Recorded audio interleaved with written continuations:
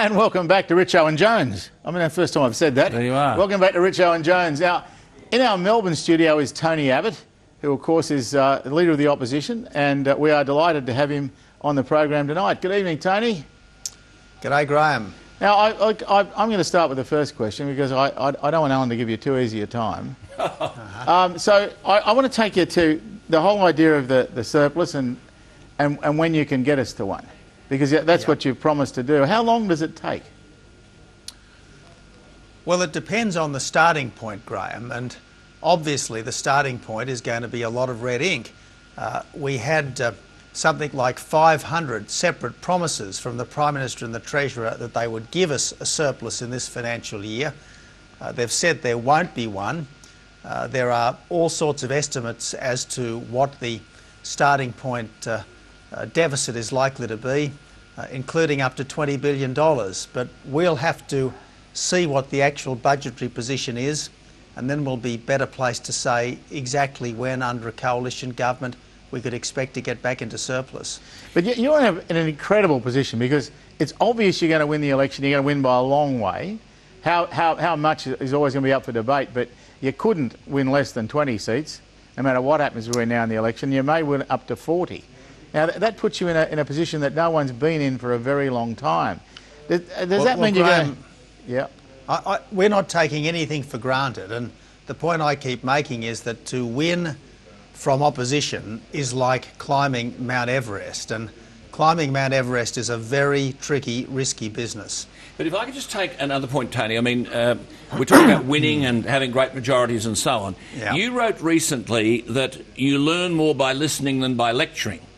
And Yep. you said that you'd been over 50 times to Western Sydney. And you say they tell you about pressure on their cost of living. Now, these are the real things that people are talking about out there, not who's going to win, who's going to lose. And as they Yep. look around, they see that childcare and petrol and school fees and groceries and motor vehicle registration, I mean, healthcare, insurance, water, electricity are all going up.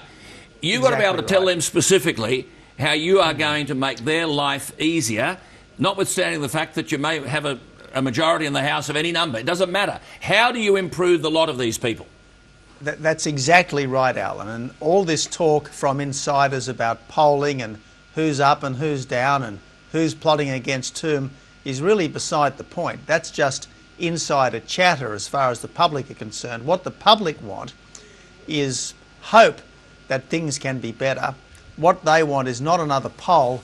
They want a plan, and I am very happy to have been out and about for a couple of months now with our Real Solutions plan. We'll get rid of the carbon tax, we'll get rid of the mining tax, we'll cut red tape for small business, we will build WestConnex in Sydney. The government have institutionalised massive changes to child care and prescribed that certain number of qualified people have got to be heading child care. They've got to be certain teacher and pupil ratios. This is raising the cost enormously to the point where many people can't afford it. Do you wind back those changes? How do you make child care more affordable?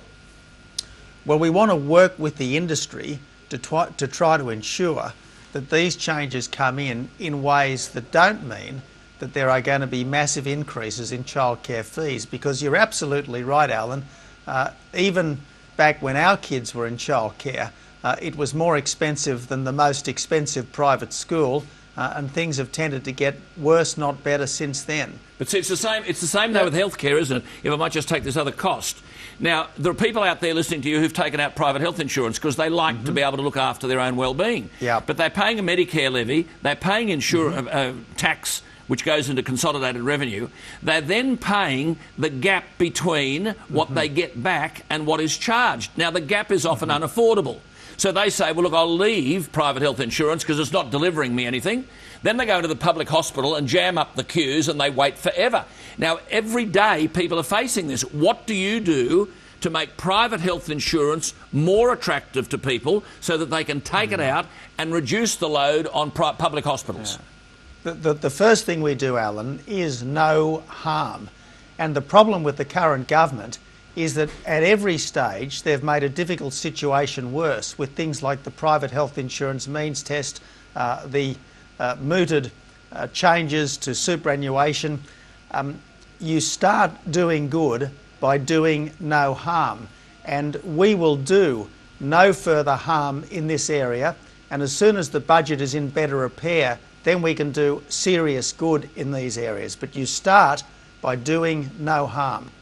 Can I ask you though, those things are all important, but if you're a battler and you're in those western suburbs that you say you've visited 50 times, the most serious thing for you, for the people really on low incomes, is electricity prices. They just can't have the heater on in the winter or the air conditioner on in the summer anymore. And especially for the elderly, they really need that, or young families. What do you do about electricity prices? I know it's a state matter, but the states don't have the money. The feds are going to have to do something. Well, Graham, to start with, you get rid of the carbon tax because, according to the government's own figures, 10% of the price of power and 9% of the price of gas is the carbon tax. So that's where you start, by getting rid of the carbon tax. Over time, you can look at other things. But you start by getting rid of the carbon tax, and if there is one single policy that proves how out of touch with the forgotten families of Australia the current government is, it's the carbon tax. But damages our economy, you say other things. But doesn't help the environment. Sorry, you say other things. Now, this government has got a renewable energy target. I haven't heard you or people say anything about that other than Angus Taylor, who's going to be the next member for Hume, who says we have to wind this back. Now, what the renewable energy target means, and you know this, is that 20% of all our electricity, our energy, has to come from solar or wind. They are 5 times dearer than coal-fired power. Are you going to wind back or indeed abolish those renewable energy targets, which would be the most dramatic way of reducing the price of electricity? Well, not as dramatic as abolishing the carbon tax, but certainly it would make a difference.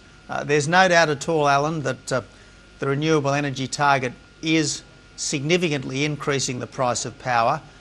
There is going to be a serious review of this should there be a change of government. Now, we'll wait for the review before deciding exactly what we do, but I absolutely take your point that renewable energy is increasing the price of power. Obviously, the whole point with renewable energy is when the wind doesn't blow and the sun doesn't shine, the power doesn't flow. Well, just on so you've that, got to have backup systems. Just on that, I mean, there are people watching this all around Australia. They're not all in Brisbane, Sydney and Melbourne. And there was a poll today in the Sydney Morning Herald which demonstrated that 75% of Liberal voters and 73% of ALP voters are opposed to coal seam gas mining on prime agricultural land. That means beautiful places like Gloucester, the Liverpool Plains, the Southern Highlands and New South Wales. When are you going to say this is a no-go zone, that prime agricultural land will not be mined for anything in the interest of food security and the well-being of people who are listening to you now? Well, Alan, I fully understand people's concerns, and we've got to protect prime agricultural land, we've got to protect the water table, and we've got to ensure that farmers and other landholders get a fair go. And giving the farmers a fair go starts by allowing them to say no. If that's what they don't want on their land, they should have the right to say no. But the Mining Act allows the Mining Act allows the person with the licence to actually enter that property, and if not, go to the courts. The average farmer doesn't have the power or the money to go to courts to fight these things. Surely it's not a matter of saying no. It's a matter of the pub test, where you go out and say, hang on, there are vineyards everywhere there. There is soil over there that you can almost eat. You go up to the Manning River and there's beautiful agricultural land. Hang on, no one is going to be mining here. Can't a leader say that? Yeah, but you'd have to have a word with Barry O'Farrell, because he looks like allowing Gloucester to go ahead, doesn't absolutely. he? And it's the states that are a lot of the problem here. What do you do about them, Tony? Because they're not easy to deal with, even if they are Liberals like yourself. Yeah. And look, to their credit, both Campbell Newman and Barry O'Farrell have been much tougher on this than the previous state Labor governments, which virtually had open slather. It's wet lettuce stuff, Tony. It's wet lettuce. And to his credit, Colin Barnett in Western Australia has simply banned this kind of thing in the Margaret River vineyards. So we'll work with the states. Why can't O'Farrell do that? Why can't you see? You said in the Parliament on the 21st of March that the reason this is legitimate, and McFarlane, your shadow minister, has said this. The reason this is legitimate is we're running out of gas. Now, I don't know who's manufactured that story. Martin Ferguson said about 2 months ago, quote, Australia has identified gas reserves that could keep up the rate of current production for nearly 2 centuries. We're not running out of gas. We're just exporting it all to China and India. We don't need the reserves at Gloucester. We don't need the reserves in the Southern Highlands. Can't you do what Colin Barnett is doing? Well, in the end, as Graham has just pointed out, Alan, the legal responsibility for this is fundamentally with the states. But we want to work with the states to ensure that we don't extract coal seam gas in ways which is damaging to the environment or disrespectful to the legitimate rights of landholders. Yeah, but you do have the corporations' power. And that does, in the end, if you ever want to use it, give you enormous power over the states. It's a big stick to wield, I know, but on an issue like this, maybe it's worth having a crack. And look, that's a fair point, Graham. As my good friend Bill Heffernan says, when you are driving in fog, you slow down and you turn the headlights on, and that's the appropriate right. Well, we're not turning the headlights on. Like this. Tony, just one figure for you and for the benefit of viewers. I note that there are 437 million hectares in Australia covered by coal and coal seam gas licences or applications. That's 18 times the size of Great Britain. Now, surely to God, someone's got to put a full stop in somewhere and say, well, there are certain areas where you don't go. And this is what Campbell Newman has done in strategically significant farmland in Queensland. And I'd certainly encourage the state governments to take a similar approach to what Campbell Newman has taken. But isn't it the same with foreign ownership? Why is a foreign outfit, China for example, prevented from buying 34 homes in Vaucluse, but they can buy 34 farms in Western Victoria? Well, that's a very fair point, Alan, and that's why one of the things that we've already proposed is that we should have a public register of foreign agricultural land holdings and foreign agribusiness holdings. We've proposed that there should be a significantly lower threshold for Foreign Investment Review Board consideration of these purchases, and we've also proposed a beefed up FIRB with some farmer representation on it so that people actually understand what is happening to the economies and the communities of regional Australia.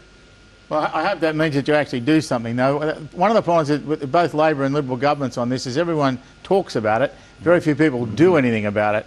Tony, can I just turn you to one other thing? In fairness to the former Howard government, we did stop the Shell takeover of Woodside. All of the economists said, no, you shouldn't do it. We said, look, if Shell take over Woodside's assets, they'll end up parking those assets and develop other assets which are more favourable to their commercial interests. We said no, Woodside is an Australian company, these are Australian assets and they should be developed for the benefit of Australians. Yeah, but Tony, you've got Cubby Station now owned by the Chinese, and we've got the ridiculous spectacle of Australians having to buy back their own water. $47 million of taxpayers' money going to be spent to buy water from the Chinese who own Cubby Station when that water in fact is ours. I mean, it doesn't get more ridiculous than that, does it?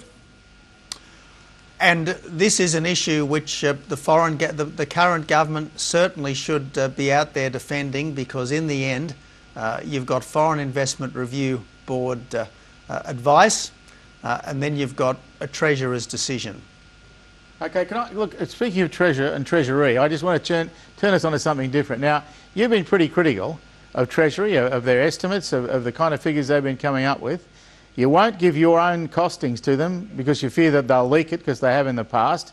So the relationship isn't too flash. What happens with someone like Michael Parkinson? Do you keep him or not? Look, I'm not going to get ahead of ourselves, Graham, and talk about who may or may not be in particular position should we win the election. Look, he's a very senior Treasury officer. I believe him to be a professional public servant. I suspect he's currently wrestling with a Treasurer who may well want to cook the books yet again. In fact, I am sure does want to cook the books yet again. And the last thing I want to do is is compromise the professionalism and the independence of the Australian public service at a difficult time but in just its a minute. life. You look at the mining tax, and they predict billions. They get 2 bob. At some point, don't you have to draw a line under that and say Treasury's not performing well enough? If I'm going to be the Prime Minister and I'm going to run this show, I want a Treasury that actually talks to business enough to know what's happening in the real economy, which seems to be the biggest problem that Treasury has. It may well be that the government is ignoring the advice of Treasury. You can't imagine a sensible Treasury head allowing this debt spiral to occur. It may well be that Wayne Swan and his private office are just ignoring advice that's given. You won't know that, Tony, until you get there, will you? Well, that's absolutely right, but I have little doubt that the Treasury would be attempting as best it can to be giving proper professional advice to the government. I have very strong suspicions, knowing this government's form, that advice would in many instances not be accepted, and in some cases the information from the Treasury would no doubt be reworked in the Treasurer's office, and that's one of the reasons why Joe Hockey and I are saying, please, we need, above all else, an honest budget just for once, because we haven't had honest budgets over the last 4 years. But if you're going to be honest, can I just say this? If you're going to be honest, you're talking about cutting the school kids' bonus. That's $1,200 a year. One would assume that if you're scrapping the carbon tax, you scrap the carbon tax payments. Isn't that guaranteeing people are worse off? Straight away, you guarantee it. Well, what we've said, Graham, is that we will fund tax cuts and benefit increases without a carbon tax. Now, we have to find expenditure reductions, sensible savings to do this, and some of those savings will be in the areas that you've just nominated. But people shouldn't assume that they are going to be worse off. I am confident that they will be better off because they will lose the carbon tax and they will keep a very significant quantum of the carbon tax compensation. Isn't one of the problems, though, when you're talking about budget management, that many of these expenditures are already written into the budget based on revenue that the government is not going to get in? The mining tax is classic. The revenue from corporate tax is going to be less than it was. The carbon tax is not going to produce, or the carbon dioxide tax, and yet they were already spending the money. You're going to inherit one hell of a mess. I think there's little doubt that the budgetary situation is far worse than the government is letting on. No doubt. And one of the reasons why Wayne Swan and Julia Gillard have refused to give us a new figure for the deficit since announcing that there was going to be one just before Christmas is because they know that the situation is deteriorating on a weekly and monthly basis. Now, I think it is going to be bad. This is the problem we've got at the moment. Every day that a bad government lasts, it does damage. And you're right, not only is the mining tax collecting no revenue, but if this government lasts and the carbon tax stays in, you'll have a $4 billion plus hole in carbon tax revenue, given the European price that our carbon tax will